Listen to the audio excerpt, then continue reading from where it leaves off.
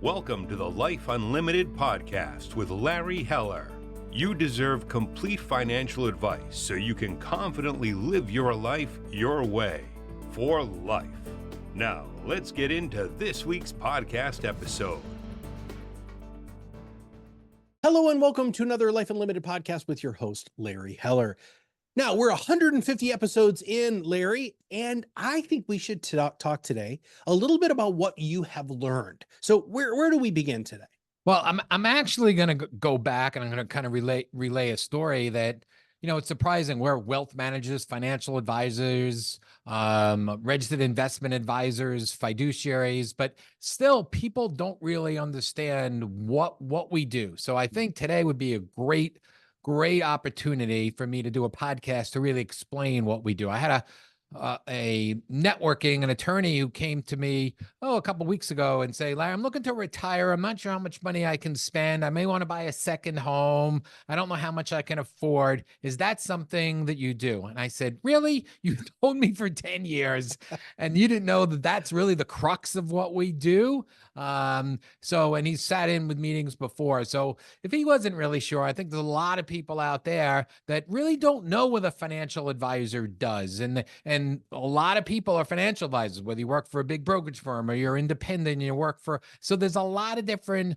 meanings and a lot of different ways that people work. So I think today we're going to kind of go through from a high level of what we can do. And I've got a couple of graphs we're going to throw in to make it a little bit easier. All right. Well, take it away. You know what, Larry, I've known you for a long time.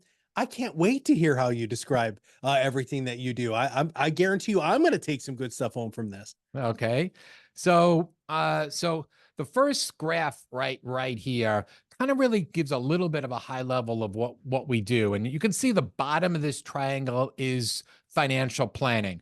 And that's really the crux, really the starting point. And we're going to go through some of that a little bit more detail. But before you can kind of really invest any money, you're really going to need to kind of put a game plan together. You need to build a foundation of the house before we even know where to go. If somebody came to me and said, Larry, here's $1 million, go invest it, I wouldn't know what to do unless I went through kind of questions and asking them and digging what their goals are, what the time horizon is, and a lot of things which we'll cover in a little bit. So really what we start is really the planning, just like the person I just told you about. He's looking to retire and create something and determine how much money that he can spend during retirement, how much he can buy a second home for.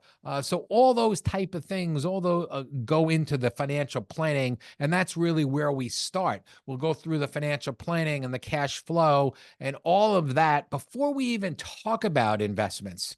But once the financial planning is done and put in place to get started, and that's an interactive, and then I'll change over time, and we're continuing monitor that and looking at that, then we start putting together the investments. And we kind of call the first level of investments really the traditional investments, cash, stocks through ETFs and mutual funds and bonds, and how much of each goes into each particular bucket reservoir. And a lot of that is based upon the time horizon and the financial plan that we've done. And then on top of that now what was becoming a little bit bigger allocation for us are alternative investments. And we'll do a separate, we've done some podcasts on that before. I'll mention a little bit. We've done a podcast on the private credit, but here are certain investments on the alternatives, which is a growing market. There's $100 million businesses, 90% of them, $100 million revenue businesses, 90% of them are private. So there's a lot of opportunities now coming out in the alternative space, and they're not always more risky. There's some that actually are less risky. So that's kind of the big picture, the planning, the investments, the traditional investments, and then the alternative investments. So that's kind of a big picture. Now we'll kind of drop down and talk a little bit about some of the other specifics that we do and where we start. So let's start with the financial planning, right? What's on the bottom there. So this is our process in the financial planning. And we go into each one of these a lot more detail when you come to meet us. But look right in the middle, right in that big circle right there. That's your vision, your goals. So when someone comes in, we start talking about what's important to you. Paint me a picture of what your life is going to be 5 years. Oh, you're looking for retirement. What are you going to do in retirement? How is that going to work? What are some of the things that you want to do? Is there anything important about money that you want to do? People start opening up and talking. And everybody is different. Some people, they want to basically spend all their money. Some people want to take care of their grandchildren's college education. Other people want to open up a charitable foundation. Everyone has different goals. And as they're accumulating money, they also have different time horizons. I want to stop working by this particular time. Or if they've gone through a life transition since a divorce or a widow, they have different visions and different goals. And that's really the crux of the planning. And then around it are all the different processes that we'll do. The cash flow analysis, the risk management, tax planning, investment management, estate planning, and retirement. And again, this whole process we've done podcasts on before, just diving deeper in there. So this is what kind of explains our financial planning. And then we'll go through each one of these areas. And Matt, I can't tell you that when we go through with particular clients and we do all this, and a lot of times they're saying, wow, my financial planner just talks to me about how much their investment can earn and what the performance is. And we're providing all this in our process as a wealth manager. Well, I want to pause you there because you just said something that we really do need to highlight. One of the other things that we've learned 150 episodes in is you have been, really on this podcasting and content creation journey, is what you do is so different than the other advisors down the street. And you just kind of glossed over that a little bit. So can we pause for a moment in just that circle that you just shared on your screen? Mm-hmm. And by the way, for those of you who are listening to this audio only, we'll have those slides in the show notes for you. But when you talk about really starting with your visions and goals, you're not talking about what what a lot of advisors are talking about, which is to try to eke out X amount extra and be, with different stocks and bonds and mutual fund recommendations. You're talking about real financial planning.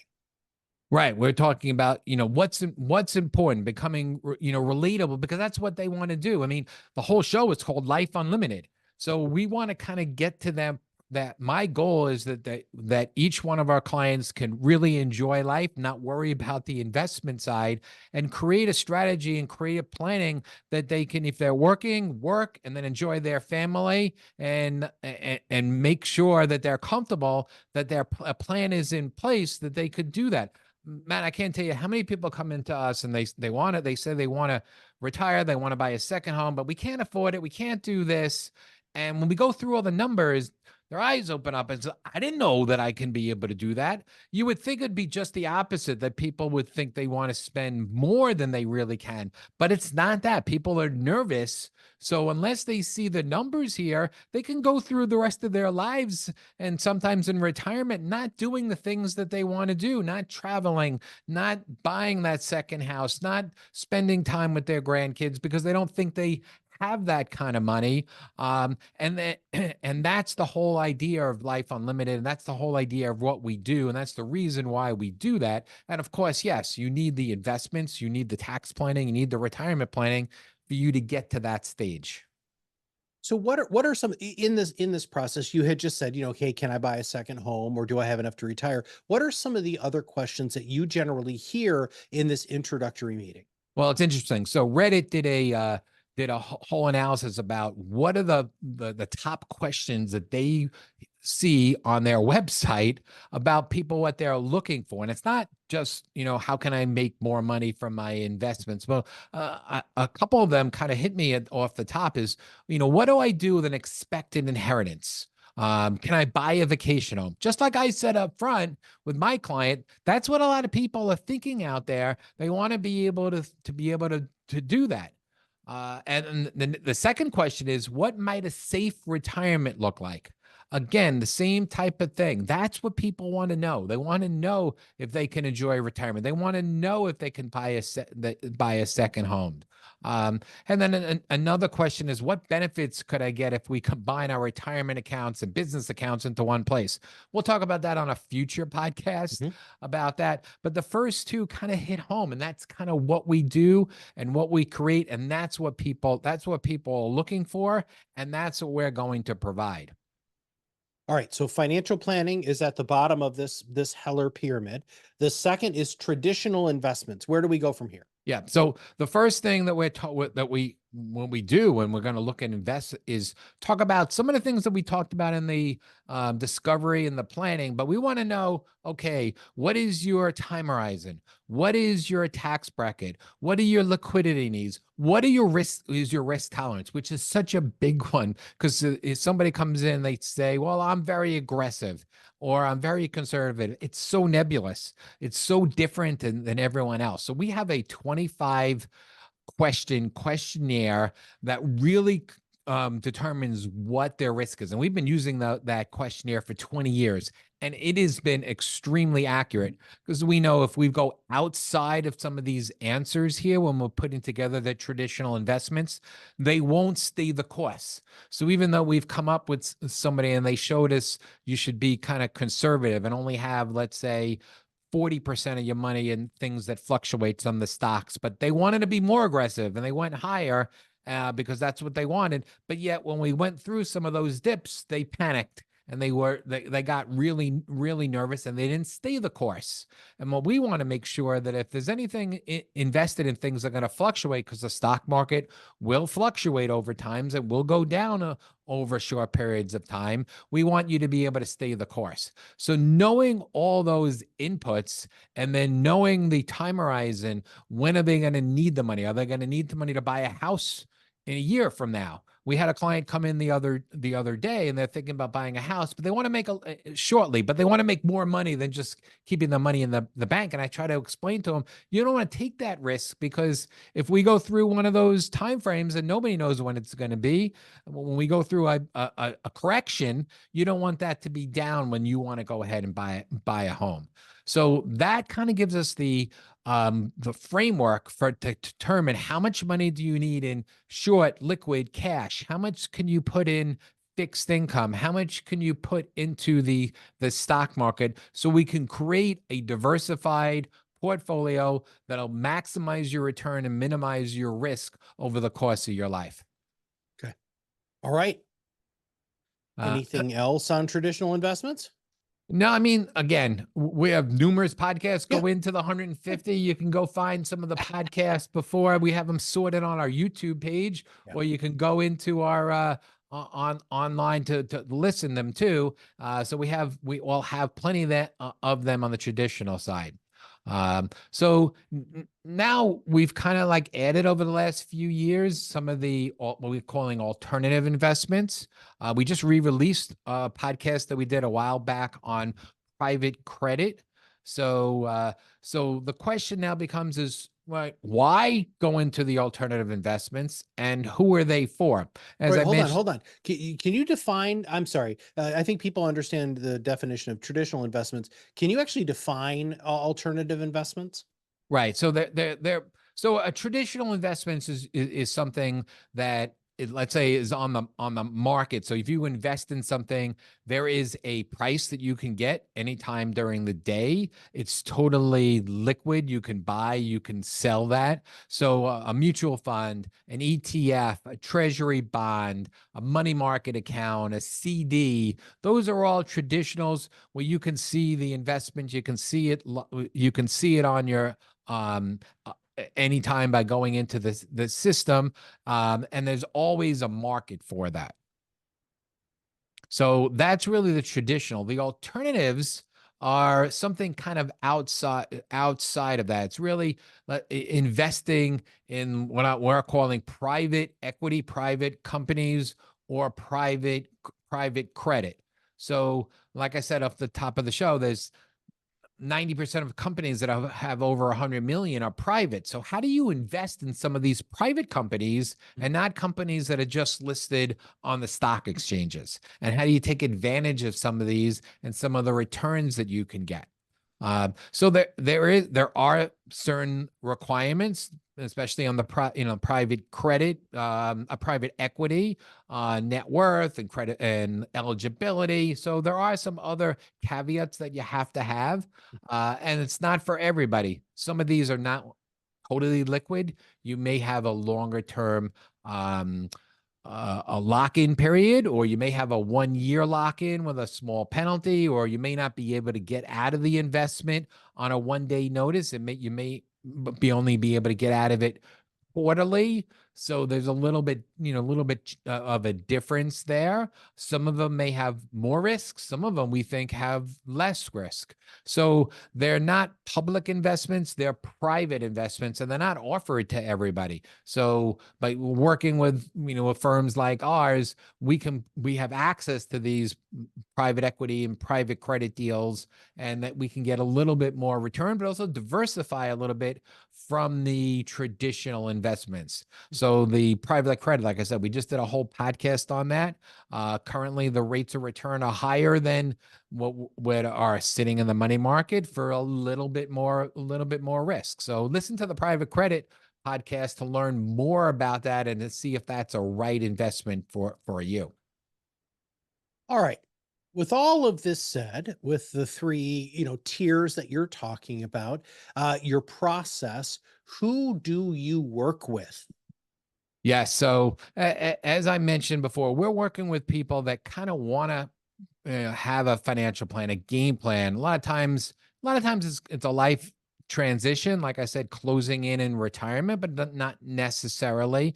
But people that's looking for advice, people that have goals and objectives and want to figure what's the best way of getting there. Not only just investing it, but how do I maximize or minimize my taxes? Because the great to make money on your investments, but if you have to pay a lot of taxes on that, it's not what you earn, it's what you keep.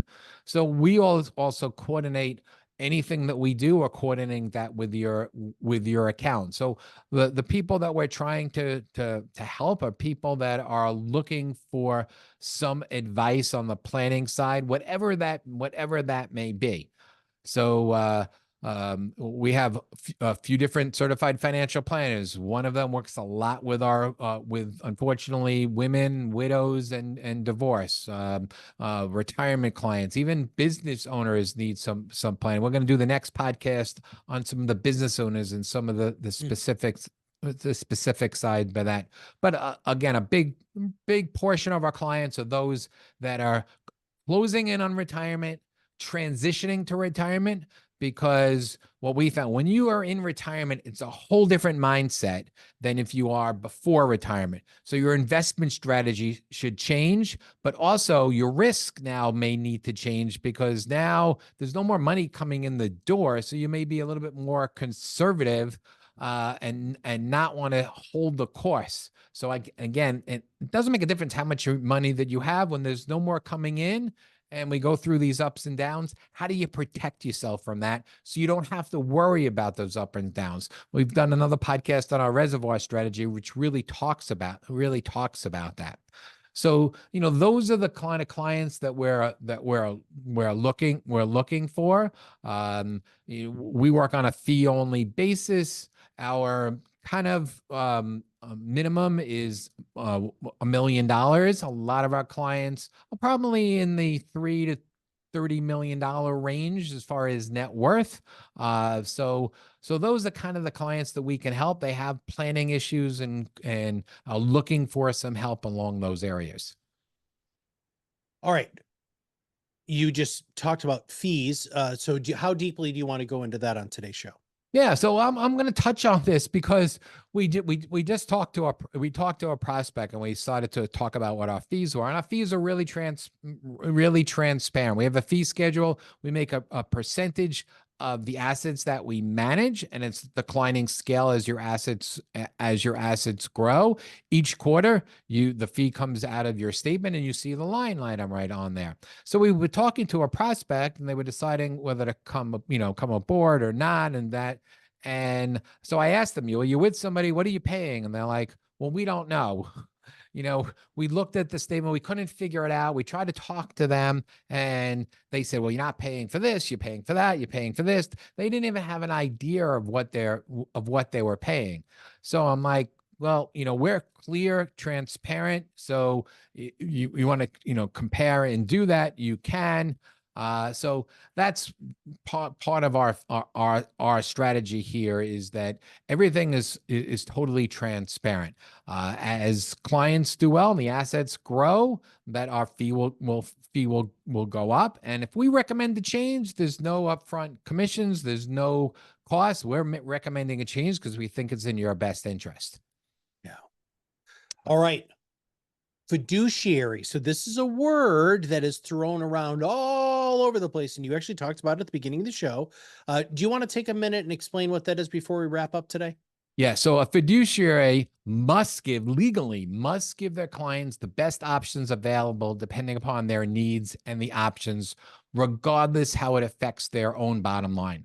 So you would think that every financial advisor is a fiduciary, and that no matter where you go, that you're going to be working with somebody that has to do that. Well, that is not correct. Currently, only banks or registered investment advisors like our firm can be fiduciaries. If you go to a big brokerage firm, they're currently not a fiduciary. They tried to get that passed a long time ago. President Trump vetoed it. There's now talk of trying to get that again, at least for retirement accounts. Why the big brokerages are fighting this? Well, they're fighting it because some of the products that they want to be able to use have higher fees than some of the other products that they may want to use. So they don't want to have the legal liability for all of their advisors to be able to provide the best possible services and products, regardless of their own bottom line. So I always recommend, whoever you're going to work with, ask them a fiduciary question and how that would impact them. All right, Larry, bring it home. 150 episodes in. We just did a little bit of a reset. Is there anything you'd like to say before we wrap up the show today? No, for anyone that's thinking about using our services, or wealth manager, or financial planner, hopefully you've learned something about this now, but we've really just touched the tip of this. Coming in to speak with us, when we go into this, we'll have a meeting and we'll go into each one of those planning areas and explain exactly what we do, some of the strategies, some of the opportunities that are out there that you may or may not be even aware of. So that's what, hopefully you get that. Hopefully you get an idea of what we do, how we work. And I've done a pretty good job explaining that in a short podcast like this. So if you're interested, you can go to our website, hellowealthmanagement.com, and click and schedule a meeting or a call with myself or one of our advisors. Or you can give us a call at 631-248-3600. One of the things I love about you, Larry, and the firm is you're constantly looking at ways to re-educate people about who you are and what you do, because it's important to remind people of the difference of really what Life Unlimited truly is supposed to be, right? It has to start with a plan. It has to start with a vision. It has to start with what do they want to be in this next phase in their life. And you do a magnificent job of having those real conversations, which they're not getting in other places. All right, everybody, if you have not subscribed to the show, make sure that you do. If you know somebody who really doesn't know really a lot about what a real financial planner is and want to find out what the Life Unlimited difference is, please make sure that you share this with them. And we will have the links to all of those things that Larry just said, including the phone number, in the show notes. So for Larry Heller, this is Matt Halloran, and we'll see you on the other side of the mic very soon.